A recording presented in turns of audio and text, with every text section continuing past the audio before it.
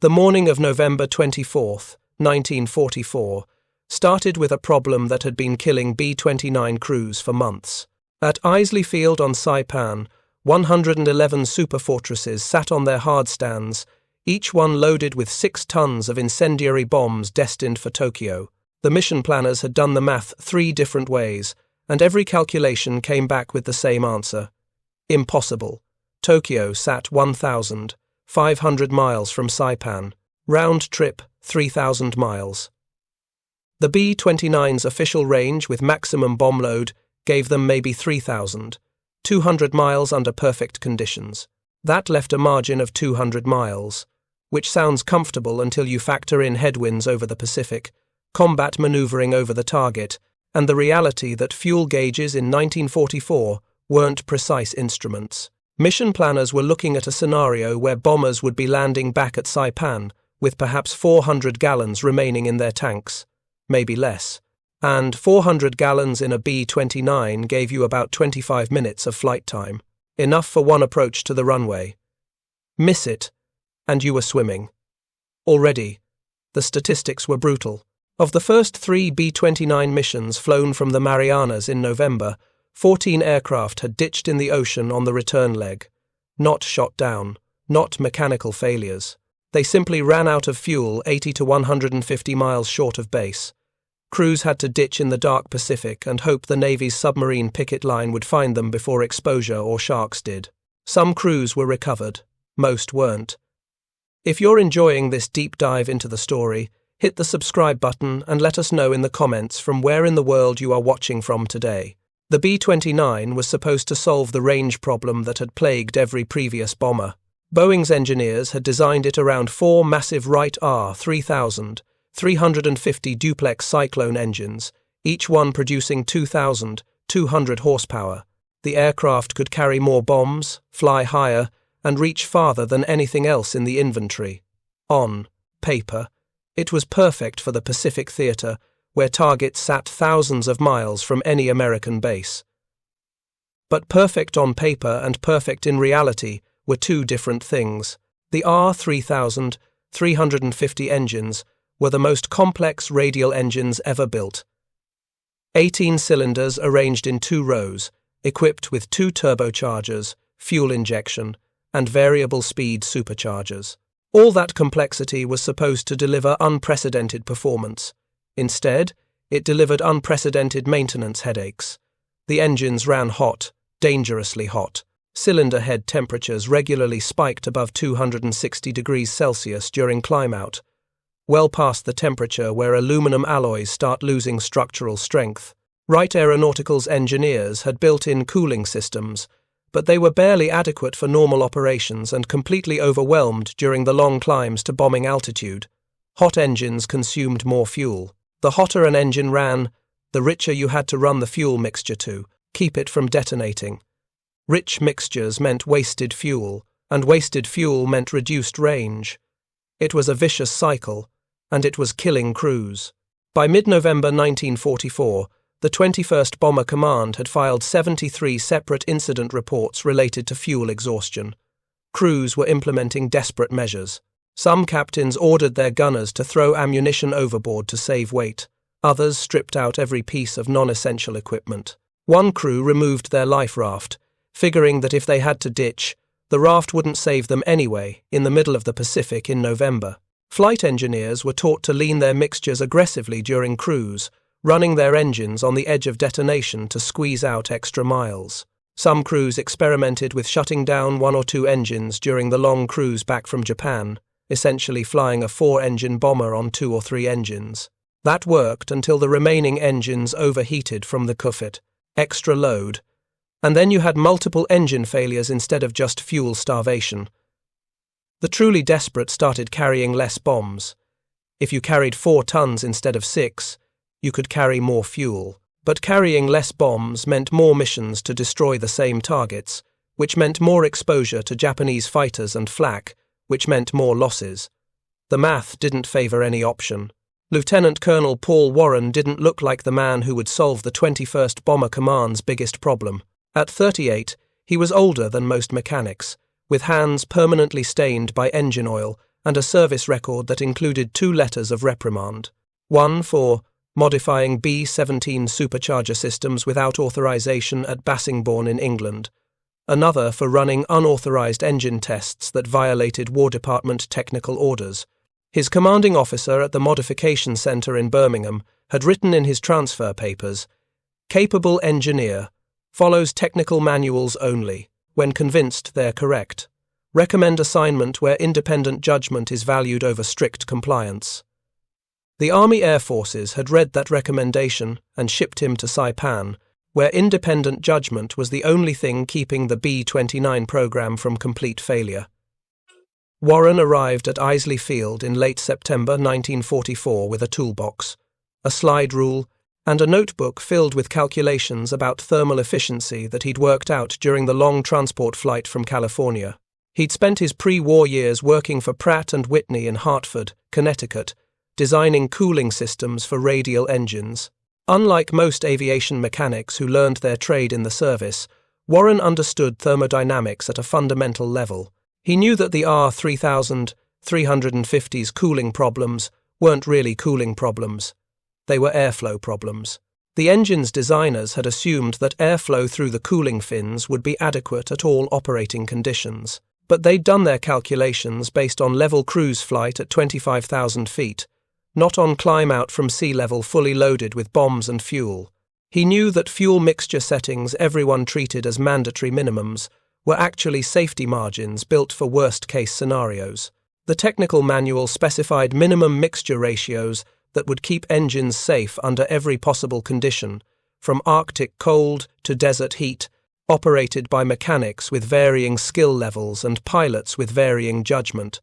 And he knew something else, something he'd figured out during late-night sessions at Pratt & Whitney before the war. The R-3350 could run significantly leaner than the manual specified if you could just keep the cylinder head temperatures under control. His first week at Isley Field, Warren didn't touch a single aircraft. He just watched and listened. He heard crews complaining about fuel consumption. He saw maintenance officers trying to squeeze more range out of B-29 seconds by adjusting propeller governors and supercharger settings. He read the ditching reports and did calculations in his notebook. The problem was obvious. The B-29 seconds were burning roughly 325 gallons per hour during cruise at 25,000 feet. The aircraft carried 8,188 gallons of fuel internally, plus another 1,290 gallons in auxiliary tanks if you installed them. Do the math, and you had about 29 hours of flight time at cruise consumption rates, enough for maybe 3,400 miles with reserves. But Tokyo missions weren't flown at optimal cruise settings. Crews had to climb to altitude, which consumed fuel at nearly double the cruise rate. They had to maintain formation, which meant constant throttle adjustments and higher power settings. They had to maneuver over the target and sometimes fight their way through Japanese interceptors. All of that burned extra fuel. The real operational range wasn't 3,400 miles. It was closer to 3,100 miles, and Tokyo sat right at that edge. On October 18th, Warren approached. Colonel Samuel Jenkins, the engineering officer for the 73rd Bomb Wing. Jenkins was exhausted, having spent 22 hours trying to diagnose chronic engine overheating on a B-29 that had aborted 3 missions in a row. Warren found him in the maintenance hangar, staring at an engine cylinder head that had cracked from thermal stress. "Colonel, you're working the wrong problem," Warren said without preamble. Jenkins looked at him like he'd suggested they fly the bombers backward. "Excuse me? You're trying to keep the engines cooler by reducing power. That's hard. What if we kept them cool enough to run leaner mixtures? Leaner means less fuel per mile. Less fuel per mile means Tokyo becomes reachable instead of barely reachable." What Warren proposed sounded insane. The B-29 seconds were already running on 100-octane aviation gasoline, carefully mixed and monitored to ensure consistent performance. The Wright R-3350 engines were temperamental enough with standard fuel and standard mixture settings. How could you possibly make them run leaner without detonating pistons and melting valves? But Warren wasn't talking about different fuel. He was talking about different airflow. Specifically, he wanted to modify the engine cowl flaps to provide more cooling air to the rear cylinder bank, the cylinders that consistently ran hottest. More cooling air meant lower cylinder head temperatures. Lower temperatures meant you could lean the fuel mixture without risking detonation. The modification was simple in concept. The R3350's cowl flaps were designed to regulate airflow through the engine nacelle. Open them wide, and you got maximum cooling but also maximum drag. Close them, and you reduced drag but restricted cooling. The technical manual specified specific cowl flap settings for different power conditions. Warren wanted to add supplemental cooling vents to the rear of each engine cowling, small openings that would direct high-velocity airflow specifically onto the rear cylinder bank without creating excessive drag. The vents would be adjustable, controllable from the flight engineer's panel, allowing crews to fine-tune cooling airflow during different phases of flight. Jenkins's first response was predictable. "That's not in any technical manual I've ever seen." Warren's response was equally predictable. "I know. That's why it might work." The engineering behind Warren's idea wasn't revolutionary, but it violated every assumption Wright Aeronautical had built into the R3350's cooling system. The engine's designers had created a cowling that worked as a complete system. Air entered through the front, flowed over the cylinders, and exited through the cowl flaps at the rear. The system was balanced for specific operating conditions. Adding supplemental vents meant disrupting that balance. It meant creating new airflow paths that hadn't been analyzed or tested.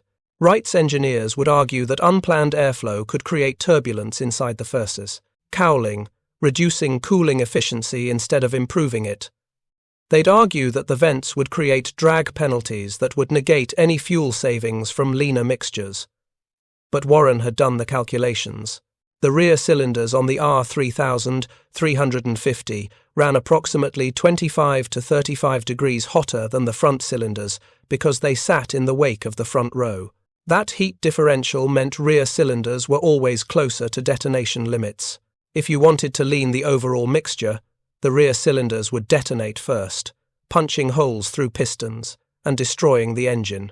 By directing additional cooling air specifically to the rear cylinders, Warren could equalize the temperature distribution.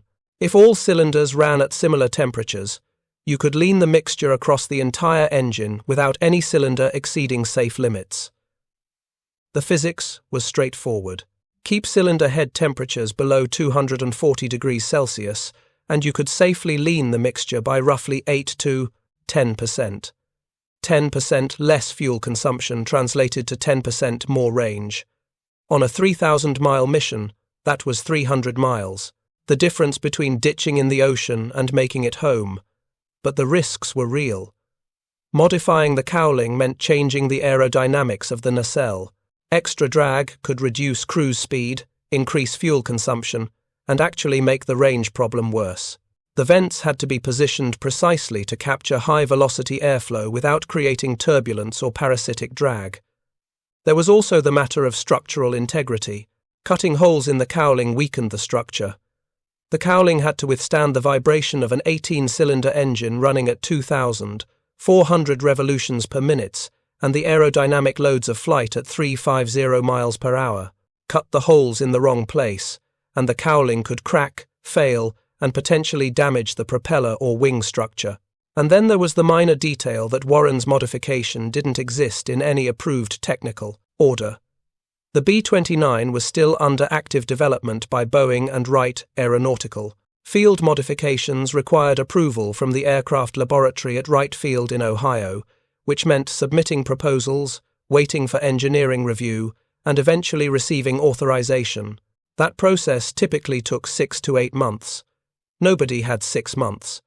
The strategic bombing campaign against Japan was supposed to destroy industrial capacity before the planned invasion in late 1945. Every month of delay meant more Japanese war production, more fortifications built on the home islands, and ultimately more American casualties when the invasion came.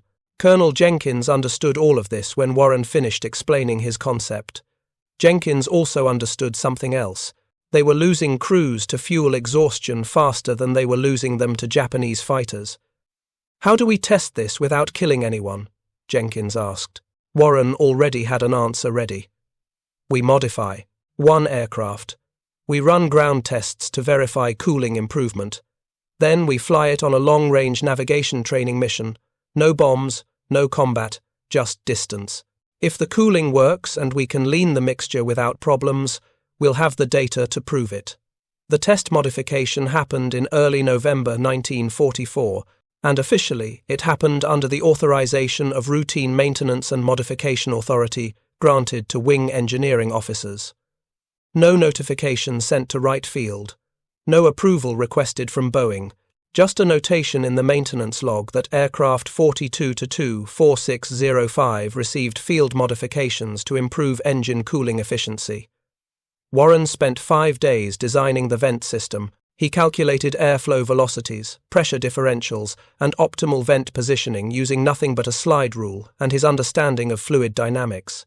The vents would be located on the lower rear quarter of each nacelle, positioned to capture airflow accelerated by the propeller's slipstream. Each vent was rectangular, measuring 6 inches by 3 inches, covered by an adjustable louver that could be controlled from the flight engineer's station. Fully closed, the vents were flush with the cowling surface, creating minimal drag. Fully open, they directed a stream of high-velocity air directly onto the rear cylinder bank. The fabrication was done by Tech Sergeant Robert Mitchell and his sheet metal crew, working night shifts when the flight line was quiet. They cut the openings with hand shears and files, careful to avoid stress concentrations at the corners. The louvers were fabricated from salvaged aluminum from a B-29 that had been written off after a landing accident. The control cables ran through existing wire bundles in the nacelle, connecting to a simple lever system on the flight engineer's panel. The modification to all 4 engines took 87 hours of labor. When they were finished, aircraft 42-4605 looked identical to every other B-29 on the field except for the small rectangular vents barely visible on the lower rear cowlings. Unless you knew what to look for, you'd never notice them. Ground testing began on November 9th. Warren supervised while the engines were run through a complete power range sequence, monitoring cylinder head temperatures with precision pyrometers borrowed from the base laboratory. With the supplemental vents closed, temperatures matched standard specifications. Rear cylinders ran at 248 degrees during high power settings, front cylinders at 215 degrees. With vents fully open, the temperature distribution changed dramatically. Rear cylinders dropped to 228 degrees. Front cylinders stayed at 215.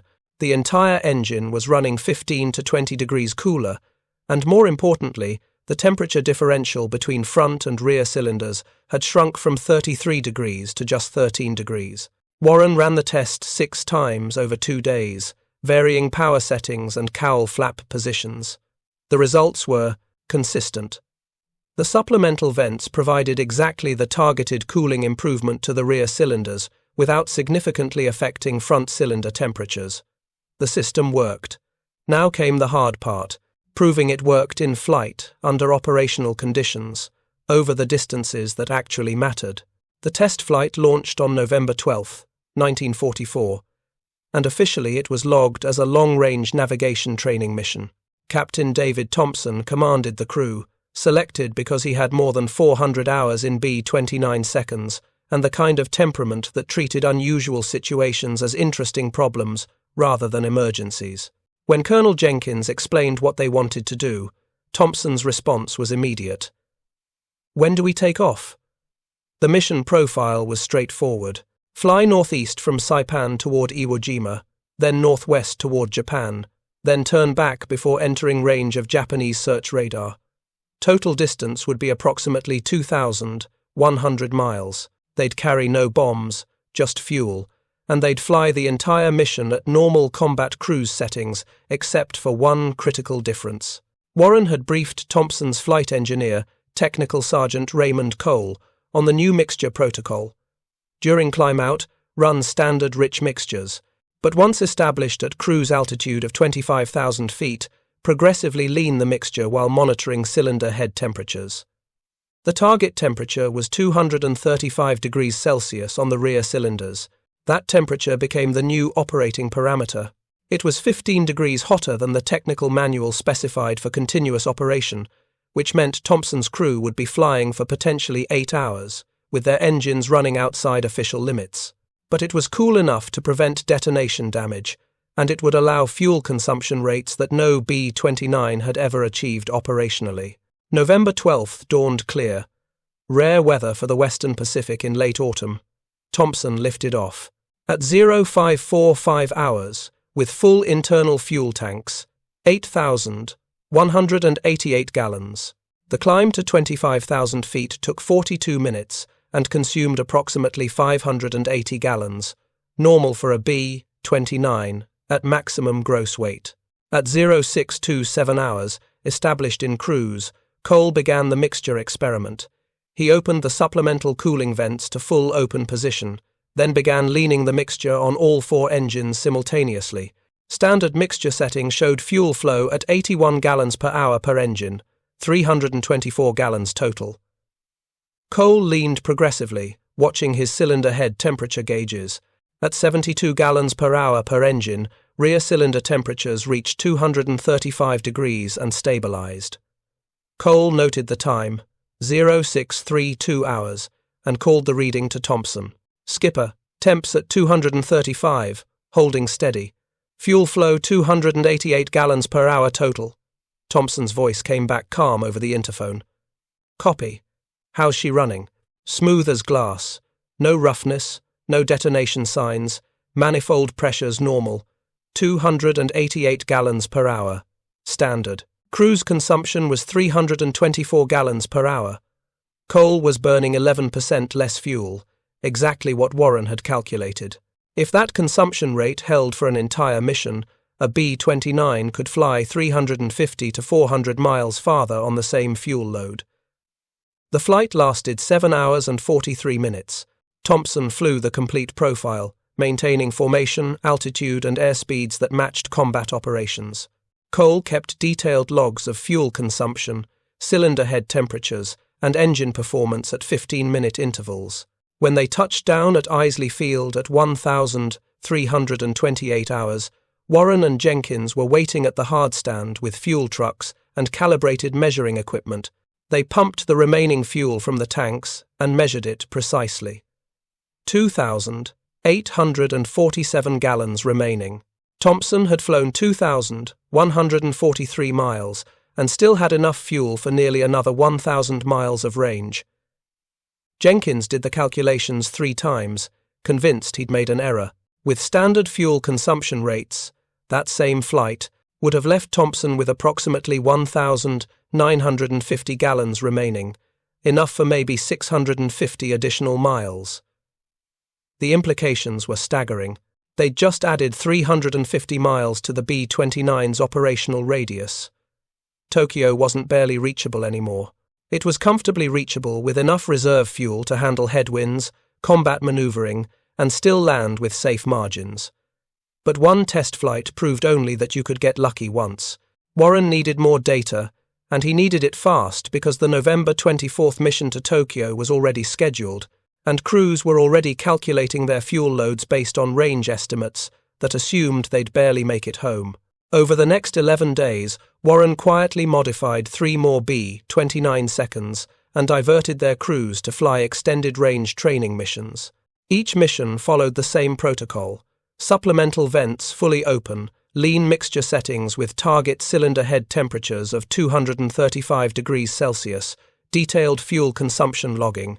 Each crew returned with the same results. Fuel consumption averaged 285 to 292 gallons per hour instead of the standard 324, translating to consistent range increases of 340 to 380 miles. More importantly, none of the aircraft experienced engine problems. No overheating incidents, no detonation damage, no mechanical failures attributable to the modifications or the leaner mixture settings. The engines ran hotter than normal, yes. Cylinder head temperatures averaged 232 to 237 degrees throughout the missions, well above the technical manual's continuous operation limit of 220 degrees. But they ran smoothly. Oil consumption stayed normal. Spark plug inspections showed no signs of pre-detonation. The supplemental cooling vents were doing exactly what Warren had designed them to do, keeping the hottest cylinders just cool enough to tolerate significantly leaner fuel mixtures. On November 20th, Warren walked into the operations building, where Colonel Emmett O'Donnell was finalizing the mission plan for the Tokyo strike. O'Donnell commanded the 73rd Bomb Wing and had a reputation for aggressive tactics, which was polite military language for willing to take calculated risks that by-the-book officers wouldn't consider. Warren dropped his notebook on O'Donnell's desk, open to a page filled with fuel consumption data from the 4 test flights. "Colonel, I need to show you something that's going to sound impossible," Warren said, "but the numbers are real." O'Donnell studied the data for nearly 15 minutes without speaking. He cross-referenced Warren's figures against the mission fuel calculations his staff had prepared for the Tokyo strike. Then he asked the only question that mattered. "Does this work under combat conditions? Or just on training flights where nobody's shooting at you?" "Only one way to find out, sir." O'Donnell authorized the use of modified aircraft for the November 24th mission that same afternoon. Not the entire strike force, that would be too risky, but he'd allow 20 aircraft with Warren's modifications to fly the mission as an experimental group. The other 91 bombers would run standard configurations. O'Donnell's logic was brutal but sound. If the modifications failed catastrophically and those 20 aircraft went down, he'd lose 220 men and 20 bombers. Terrible, but survivable for the wing.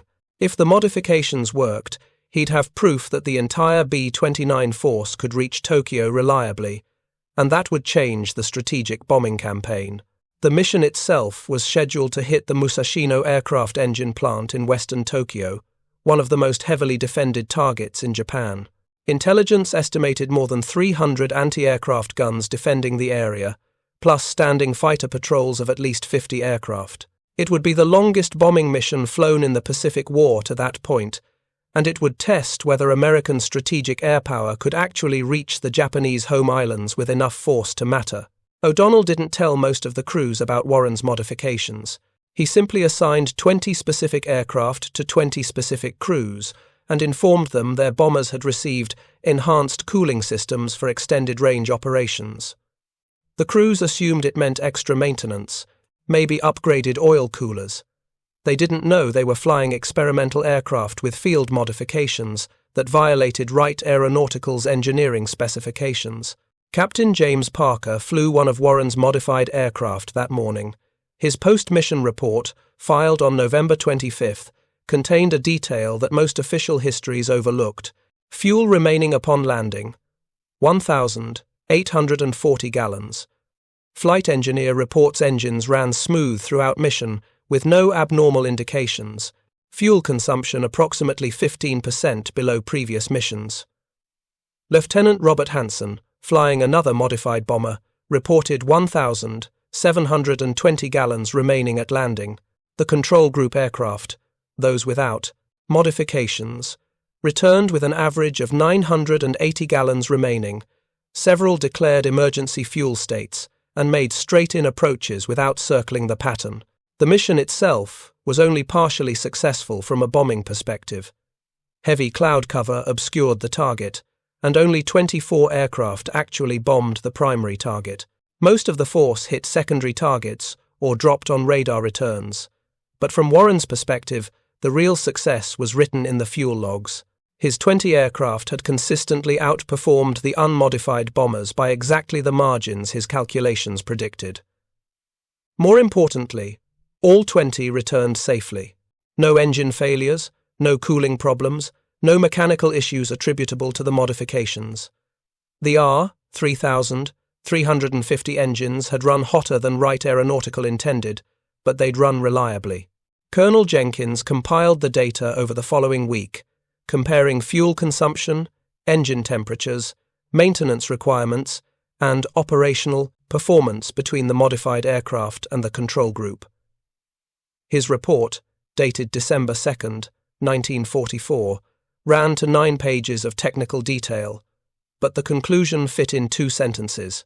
Supplemental cowling modifications demonstrate 12.3% reduction in cruise fuel consumption with no measurable decrease in engine reliability. Recommend immediate fleet-wide implementation. Jenkins sent the report up the chain to 20th Air Force Headquarters in Guam, expecting questions, maybe authorization to expand the program, possibly a request for more testing. What he got instead was a priority message dated December 5th, marked "Immediate Action Required," signed by a colonel in the engineering section. All unauthorized engine cowling modifications will cease immediately. Field modifications to engine cooling systems violate Technical Order 0120EJ2 and Wright Aeronautical Engineering Specifications. Aircraft with unauthorized modifications will be returned to standard configuration. Violations will result in relief from command and possible court-martial proceedings. Acknowledge receipt and compliance. Jenkins read the message twice, then walked to the maintenance hangar where Warren was training sheet metal workers on proper vent installation techniques for 6 more aircraft. "Paul, we've got a problem," Jenkins said quietly. Warren looked up from the cowling he was marking for cutting. "They shut us down? They're threatening court-martial if we continue, and they want the modifications removed from aircraft we've already done." Warren set down his scribe and was quiet for a long moment. Then he asked, "Did they order us to ground the modified aircraft?" Jenkins checked the message again. "Doesn't say. Just says return them to standard configuration." "Then I guess we'd better fly a lot of missions with them before we get around to the modifications," Warren said. "Hate to waste perfectly good aircraft sitting on the ground." That night, 3 more B-29 seconds received supplemental cooling vents, then 5 more over the next 2 nights. Within a week, 34 aircraft in the 73rd Bomb Wing were flying with Warren's modifications, and the official prohibition from headquarters was being honored only in the technical sense that nobody was sending detailed reports to Guam about exactly which aircraft had what modifications. The resistance from 20th Air Force Headquarters wasn't rooted in bureaucratic stubbornness or stupidity. It came from genuine engineering concerns and a logistics system that wasn't designed for improvisation. Colonel Thomas Hardin, the officer who'd sent the prohibition order, had spent 18 years in aviation engineering. He'd seen what happened when well-meaning mechanics exceeded technical specifications. In 1942, a group of maintenance officers at Langley Field had modified cooling systems on B-24 Liberators, trying to reduce engine temperatures in tropical climates. The modifications worked initially, but after 200 hours of operation, several aircraft experienced catastrophic cowling failures. The modified cowlings cracked from stress concentrations around the unauthorized openings, and pieces of aluminum skin were ingested by propellers, causing engine failures. 1 aircraft crashed during approach, killing 6 crew members. The investigation revealed that the field modifications had created stress risers in the cowling structure. The modifications worked fine under steady-state conditions, but under the vibration and aerodynamic loads of actual flight operations, the stressed aluminum developed fatigue cracks. The cracks propagated until the cowling failed structurally. Hardin wasn't being difficult. He was trying to prevent dead aircrews, but Hardin was in Guam, and the war was over the Marianas and Japan. By mid-December 1944, Warren's cooling modifications had spread through the 73rd Bomb Wing like a useful rumor. Crew chiefs talked to other crew chiefs. Flight engineers compared fuel consumption numbers between missions. Squadron commanders saw their aircraft returning with comfortable fuel reserves instead of emergency low warnings, and they didn't ask too many detailed questions about what modifications had been installed. The official line remained that all aircraft were maintained to standard specifications. The unofficial reality was that nearly 60 B-29 seconds were flying with supplemental cooling vents by the end of December. The turning point came not from headquarters authorization, but from accumulating operational evidence that became impossible to ignore.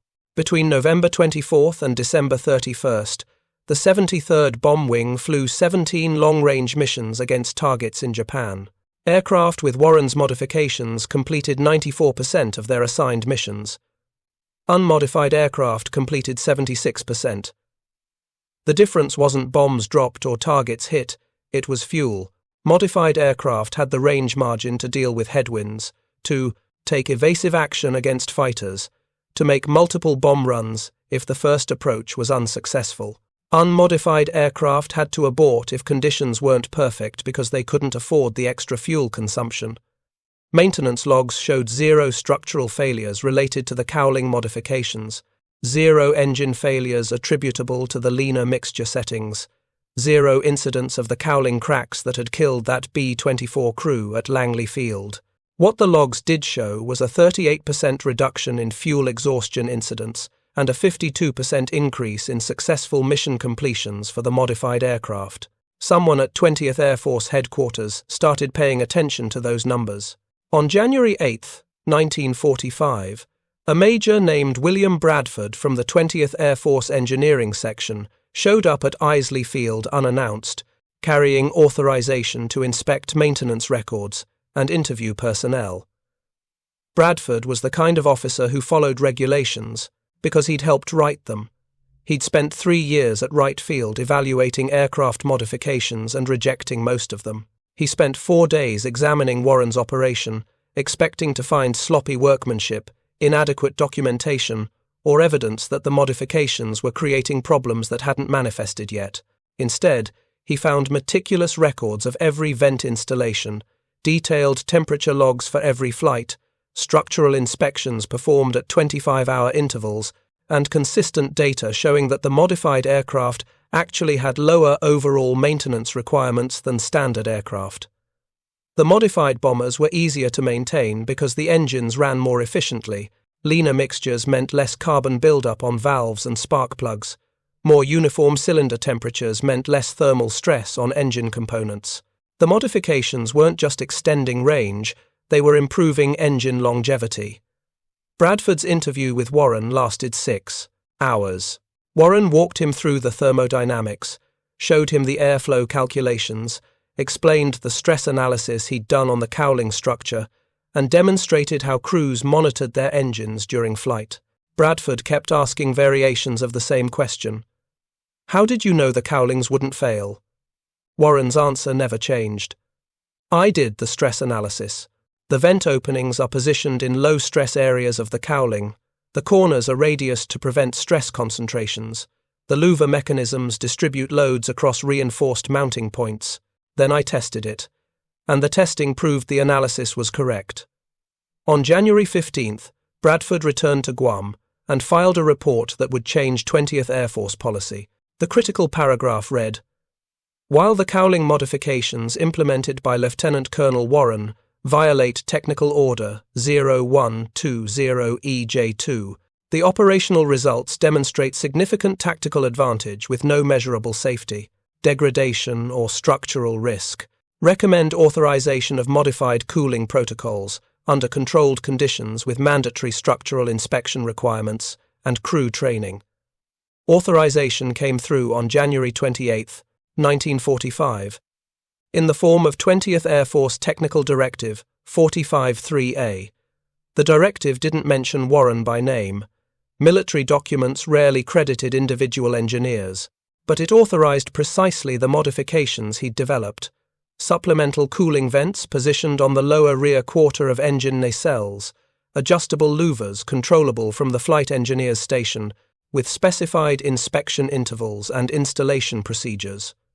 The directive went to every B-29 unit in theatre, along with a training protocol for flight engineers and maintenance personnel. By February, modification kits were being manufactured at the San Bernardino Air Depot in California and shipped to the Marianas, Tinian, and eventually to bases in India and China. But authorization from headquarters didn't mean universal adoption. The 313th Bomb Wing, which arrived at North Field on Tinian in January 1945, initially refused to install Warren's modifications. Their wing commander, Brigadier General John Davies, was a by-the-book officer who'd commanded B-17 groups in Europe. His position was clear: we'll fly the aircraft as Boeing designed it and as Wright Aeronautical engineered it. We don't need field modifications from Pacific Theatre mechanics. The 313th flew standard configuration through February and early March. The result was predictable. Their mission completion rate for long-range strikes ran 19% lower than the 73rd Bombwing's rate. They aborted more missions due to fuel concerns. They lost 4 aircraft to fuel exhaustion incidents, crews forced to ditch or divert to emergency fields on Iwo Jima. By March 15th, after watching other wings flying deeper into Japan, while his own group remained constrained by marginal fuel reserves, Davies reversed his position. On March 18th, the 313th began installing supplemental cooling vents, and their operational effectiveness immediately matched the other bomb wings. If you find this story engaging, please take a moment to subscribe and enable notifications. It helps us continue producing in-depth content like this. Meanwhile, Warren had been promoted to full colonel in February, his Silver Eagles pinned on by General Curtis LeMay himself during a visit to Saipan. Warren was also transferred to 20th Air Force Headquarters on Guam, where he spent the rest of the war training maintenance officers across the theater on proper installation procedures and engine management protocols. By May 1945, every B-29 inches the Pacific was flying with some variation of Warren's cooling system. The modification became so standard that new B-29 seconds, coming off Boeing's production lines in Wichita and Renton, were being delivered with similar supplemental vents installed at the factory, integrated into the cowling design from the beginning. The strategic impact of those extra 300 to 400 miles of range was measurable and profound. Before Warren's modifications became widespread, B-29 units could effectively strike targets within roughly 1,500 miles of their bases. That covered southern Japan from the Marianas, but it put northern industrial centers like Tokyo, Yokohama, and Kawasaki at the absolute edge of operational range. After the modifications, the effective strike radius expanded to 1,800 miles comfortably, with enough fuel margin to handle adverse weather, fighter opposition, and multiple bomb runs. Northern Japan wasn't barely reachable anymore. It was routinely reachable with fuel to spare. Between March and August 1945, B-29 units flew 447 missions that would have been impossible with standard fuel consumption rates. These were strikes on aircraft factories, oil refineries, steel plants, and eventually the incendiary raids that destroyed more than 60 Japanese cities. Every one of those missions was made possible by the extra range that Warren's modifications provided.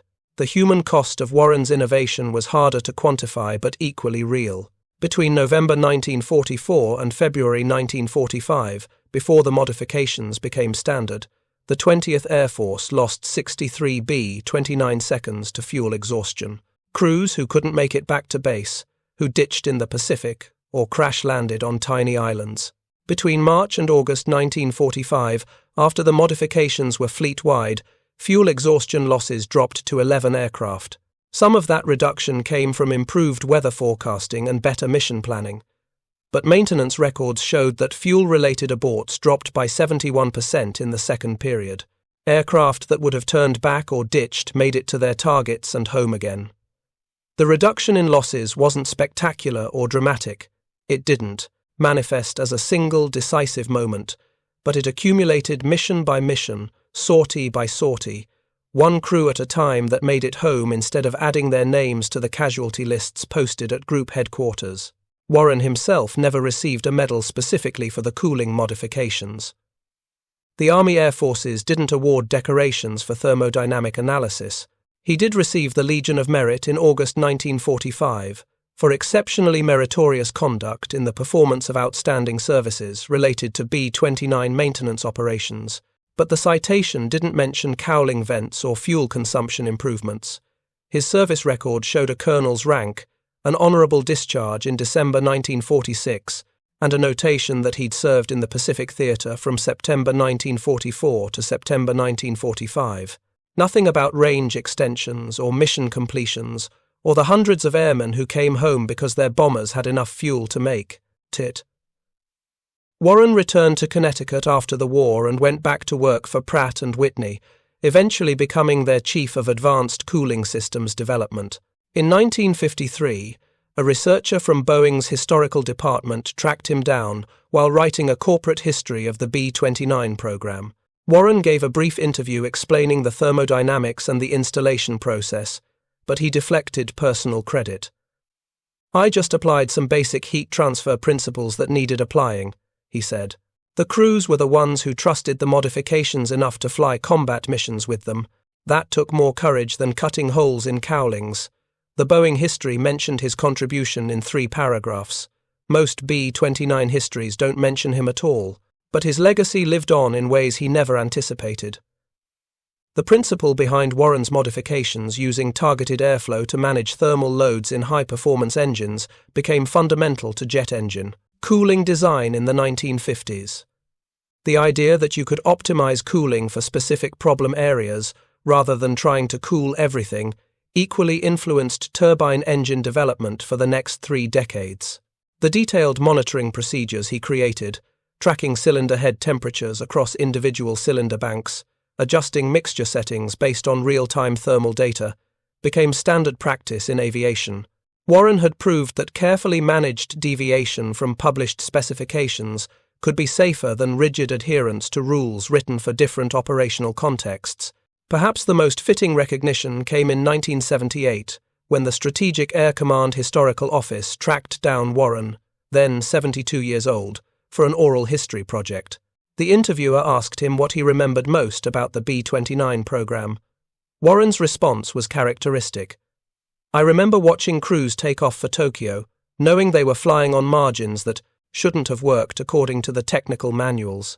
And I remember them coming back, mission after mission, proving that sometimes the manuals are wrong and the math is right." Paul Warren died in 1991, at age 85.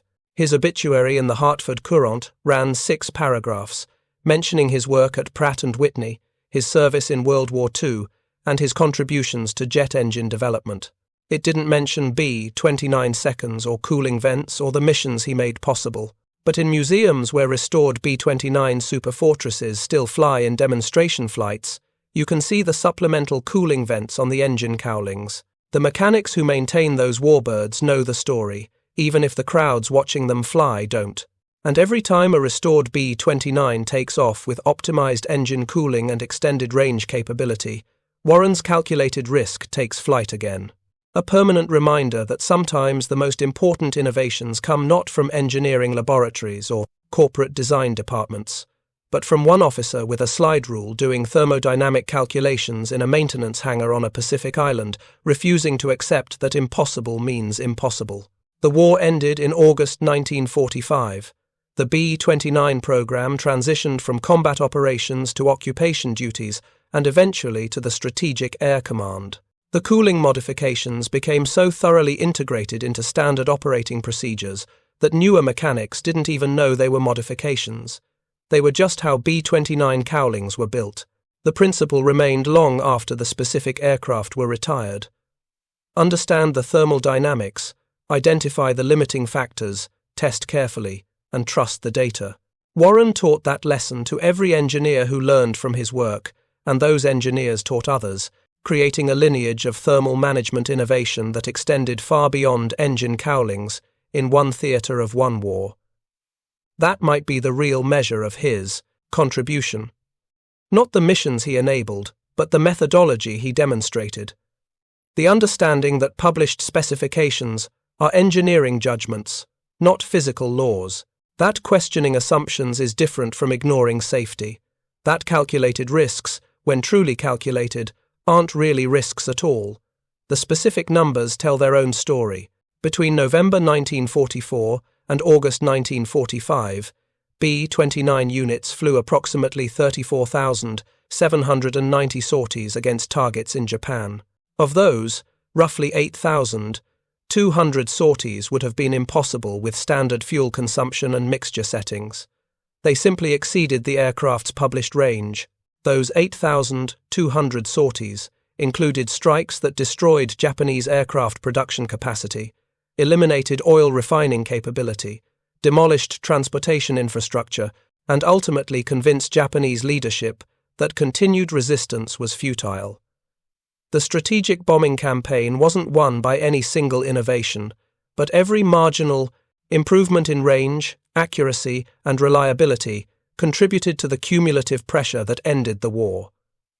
Warren's cooling modifications were one piece of that larger effort, not the most dramatic piece, not the most visible, but a piece that mattered every single day to every single crew that flew with enough fuel margin to handle the unexpected. There's a display at the National Museum of the United States Air Force in Dayton, Ohio, showing a cutaway section of a B-29 engine nacelle. If you look closely at the cowling, you can see the supplemental cooling vents on the lower rear quarter, exactly where Warren positioned them in November 1944. The placard next to the display gives a brief technical description and notes that field modifications improved engine cooling efficiency on long-range missions. That's accurate, but insufficient. What it should say is that a 8-year-old engineer with 2 letters of reprimand in his service record looked at a problem that was killing crews, decided the published specifications were inadequate, violated technical orders to prove his point, and accidentally established thermal management principles that would influence aircraft engine design for the next 50 years. It should say that innovation often happens not through official channels and approved processes, but through the actions of individuals willing to risk their careers on being right. That sometimes the person who solves the problem is the one who refuses to accept that the problem is unsolvable. Paul Warren filed exactly 2 patents in his entire career, both related to turbine engine cooling systems, and they earned him perhaps $15,000 in royalties over 20 years. His B-29 modifications, the work that would extend operational capabilities across an entire bomber force and enable missions that helped end a war, earned him a Legion of Merit and a promotion to colonel. He spent his last years in Connecticut, still working on engine cooling problems, still calculating heat transfer coefficients, probably never imagining that aviation historians would eventually recognize his contribution as one of the quiet innovations that made strategic air power feasible in the Pacific. He just saw a problem, figured out a solution, and had the technical knowledge and stubborn persistence to make it real. Sometimes that's enough to change the outcome of a war, even if the history books don't always remember your name. Thank you for watching. For more detailed historical breakdowns, check out the other videos on your screen now, and don't forget to subscribe.